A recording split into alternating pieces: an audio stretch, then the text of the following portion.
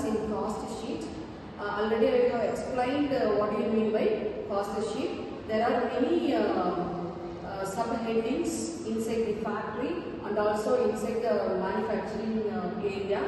So in that first category, what we are going to see is direct materials. So already I have explained clearly that direct materials, direct expenses and direct labor are the total expenses which is done directly by the persons. Okay. So direct materials consume அப்படிங்கிறது நம்ம டைரக்டா சில பொருட்களை வாங்கியிருப்போம். அதனுடைய expenses என்ன எவ்வளோ rupees consume பண்ணியிருக்கோம் அப்படின்னு பார்த்தீங்கன்னா 50,000க்கு நம்ம வந்து கன்சியூம் பண்ணியிருக்கோம். டைரக்ட் வேஜஸ் அப்படிங்கிறது லேபருக்கு நம்ம வந்து வேஜஸ் கொடுத்துருக்கோம். ஸோ அது வந்து டைரக்ட் வேஜஸ் எத்தனை ரூபீஸ் கொடுத்துருக்கோம் அப்படின்னு வந்து பார்த்தீங்கன்னா 40,000 ரூபீஸ் நம்ம வந்து கொடுத்துருக்கோம். அடுத்தது சார்ஜபிள் எக்ஸ்பென்சஸ். மார்னிங் 3 கேட்டகரி சொல்லியிருந்தேன் நான். ஒன்று வந்து மெட்டீரியல், இன்னொன்று வந்து வேஜஸ், இன்னொன்று வந்து என்னென்ன சார்ஜபிள் எக்ஸ்பென்சஸ். இந்த சார்ஜபிள் எக்ஸ்பென்சஸ் இன்னொரு நேம் வந்து என்ன, இன்னொரு கேட்டகரி என்ன சொல்லியிருக்காங்க? Indirect expenses. Indirect expense sorry direct expenses. Direct expenses இன்னொரு நேம் என்னங்க? Chargeable expenses. So direct materials, direct wages, chargeable expenses இதை மூணையும் நம்ம டோட்டல் பண்ணா நமக்கு எவ்வளவு வருங்க? 1 lakh. இந்த 1 lakh உடைய நேம் என்ன அப்படின்னு பார்த்தீங்கன்னா ட்ரெயின் காஸ்ட்.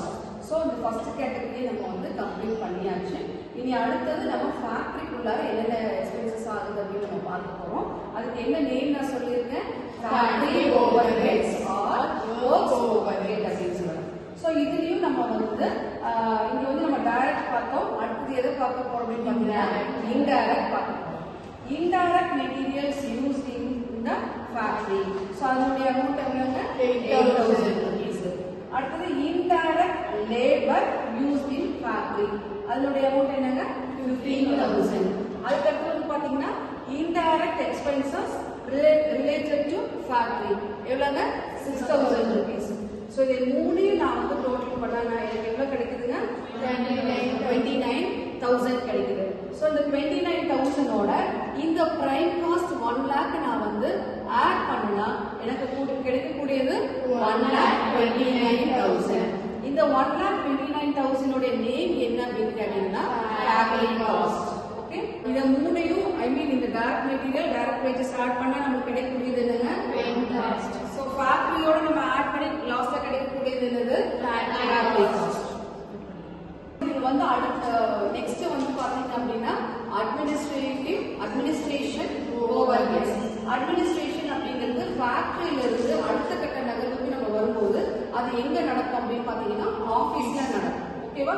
ஆபீஸ்ல நடக்கக்கூடிய டிரான்சாக்ஷன் தான் அட்மினிஸ்ட்ரேஷன் அப்படின்னு நம்ம சொல்றோம். சோ அதுலயும் வந்து பாத்தீங்கன்னா இன்டைரக்ட் மெட்டீரியல்ஸ் யூஸ்ட் இன் ஆபீஸ் எத்தனை ரூபீஸ் அப்படின்னு பாத்தீங்கன்னா 12,000 rupees. அடுத்தது இன்டைரக்ட் லேபர் யூஸ்ட் இன் ஆபீஸ் எவ்வளவு? 20,000 rupees. அடுத்தது இன்டைரக்ட் எக்ஸ்பென்சஸ். இங்க எக்ஸ்பென்சஸ் இன்டைரக்ட் எக்ஸ்பென்சஸ் கொடுத்துட்டாங்க. நம்ம என்னவா இருக்கலாங்க? சார்ஜபிள் எக்ஸ்பென்சஸ் ஆகும் இருக்கலாம். சோ ஆபீஸ்ல எத்தனை rupees? 3,000 rupees. So 12,000 plus 20,000 plus ஒரு 3,000 டோட்டலா வந்து பாத்தீங்கன்னா 35,000.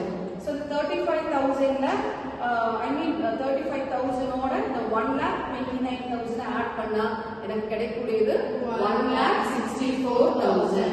இந்த 1,64,000 உடைய நேம் என்ன அப்படின்னு வந்து பாத்தீங்கன்னா காஸ்ட் ஆஃப் ப்ரொடக்ஷன்.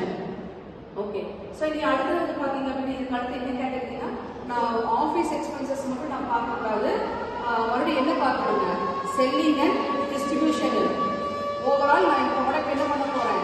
சேல் பண்ண போறேன். அப்போ செல்லிங் அண்ட் டிஸ்ட்ரிபியூஷன்லயும் ஃபர்ஸ்ட் நான் என்ன எடுக்க போறேன் அப்படின்னு பார்த்தீங்கன்னா இன்டைரக்ட் மெட்டீரியல்ஸ் யூஸ்ட் இன் செல்லிங் எத்தனை ரூபீஸ்?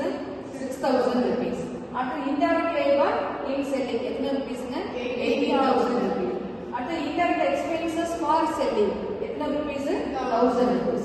சோ இதை மூணையும் ஆட் பண்ணா எனக்கு கிடைக்கக்கூடியது 25,000 வருது.